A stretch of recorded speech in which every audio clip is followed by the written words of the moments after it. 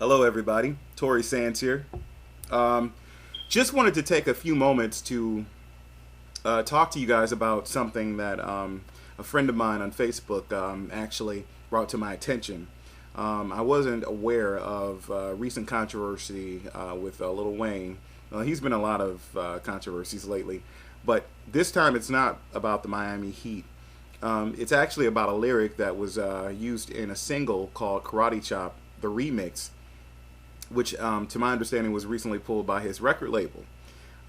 This has been going on, I think, now for like maybe a week and a half, 2 weeks. But Emmett Till, for those of you that don't know about Emmett Till, basically the history is, and I'm going to read a little bit of this, the history on Emmett Till for you guys, just so you can have a better understanding of who Emmett Till was. For those of you who are younger and may not follow Black history, may not know much about our past, because it seems nowadays that this generation is kind of lost when it comes to Black history, and they don't really appreciate or celebrate their blackness. It's just kind of like, okay, well, screw whatever Rosa Parks did and Martin Luther King did back in the day, we're talking about now. So a lot of people like to live in the present day and not really focus so much on where we came from. But you gotta look backwards in order to go forward, right? You gotta go back to move forward, and that's the way it is.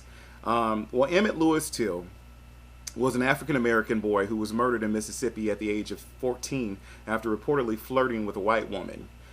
Till was from Chicago, Illinois, visiting his relatives in the Mississippi Delta region when he spoke to a 21-year-old Carolyn Bryant, the married proprietor of a small grocery store. Several nights later, Bryant's husband Roy and his half-brother J.W.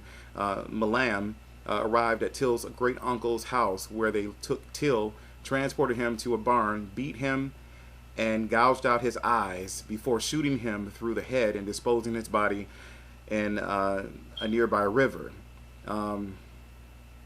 His body was discovered and retrieved from the water 3 days later.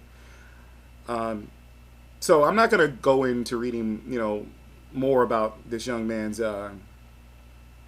demise and senseless fate, but it hurts. It hurts me to really think about, geez, this is how far we've come. Back then, this was back in 1950s, where black people could not, you couldn't even look at a white woman. A black man could not look at a white woman. A black boy, he was 14, could not look at a white woman in the eye. It was that serious. It was that serious. And to think that this young boy's mother and father had to bury this boy, and on top of that, they had to view his body, and there's pictures of his body on the internet. They're brutal. They're brutal, and I tell you, we have really come a long ways.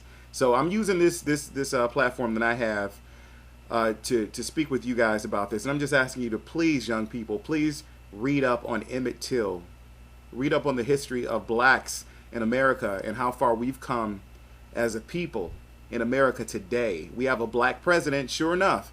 There's still racism that exists in this world that we live in today, even in the 2000s.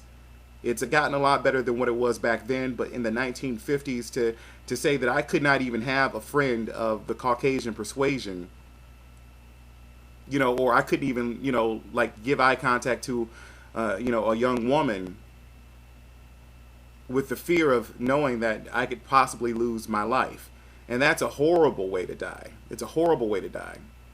Well, what I want to address here is that Lil Wayne had a lyric in his single called Karate Chop, which was the remix, where he basically used Emmett Till's name. And I'll read the lyric here if I can find it for you.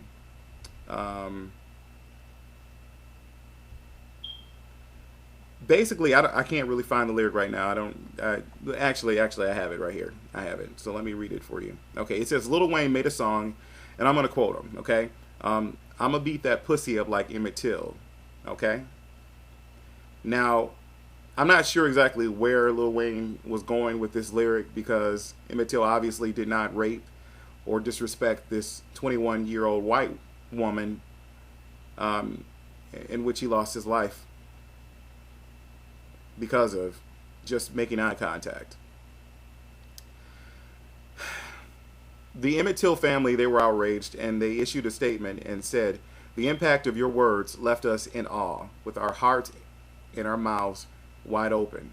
Your lyrics reopened Emmett Till's casket and reminded the world, but most importantly, my family, including survivors of the tragedy, of the gruesomeness of hatred, and served as a reminder of the loss we suffered. Although it's been over 57 years, it feels just like yesterday." Now, when you think of great black artists or great black people who have, you know, written songs like Marvin Gaye and Curtis Mayfield, people like that have written songs about our history, Isaac Hayes, where we come from, you know, people have created anthems for black people for years and years and years, and things that we could be proud of. James Brown, remember, Say It Loud, I'm Black and Proud, you know? I mean, this is what I'm saying. This is where we come from. There is a struggle there. And not saying that we have to harken the past and we have to live in the past, but to at least understand where we're from, where we've come from, and how far we've come to get to this point where we have complete freedom to do as we please. You know, we have a black man in office who's running the country. There's still some racism there because, you know, he's having a hard time getting bills passed. But I'm just asking all of my followers out there, black, white, Latino, Asian, Indian, Middle Eastern, anyone who is a human being, who's a part of the human race, any sex, any race, any religion, any sexual orientation, to understand that we all have equal rights. We all should have those equal rights. But this is serious. Please stop supporting these rappers who degrade, who belittle, who disrespect our people. That's all I'm asking. To please not support this type of music. I'm going to leave you guys in this video because I can't go past 10 minutes, but I want to read this open letter that was released by the family of Emmett Till. Well, actually, I'm going to read this letter here that I've got here on the Huffington Post.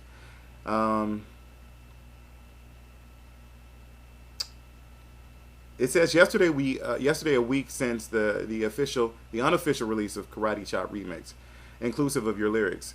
The words we spoke are powerful enough to preservation of life, but also have the capacity to destroy it.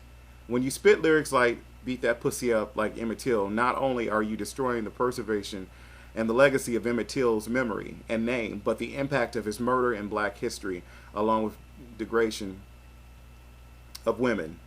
The tongue possesses power. I could offer you a history lesson and talk about the trailblazers that paved the way for our people and the lyricists to engage in freedom of speech, such as Marcus Garvey, Nat Turner, Frederick Douglass, Medgar Evers, Malcolm X, Martin Luther King Jr., and Mamie Till Mobley. But this isn't an argument about freedom of speech.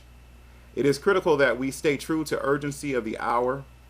Our youth, your celebrity thrust you into the spotlight, affording you the opportunity to embrace your role as a black man, a father, a friend, an artist that has the ability to reach international audiences.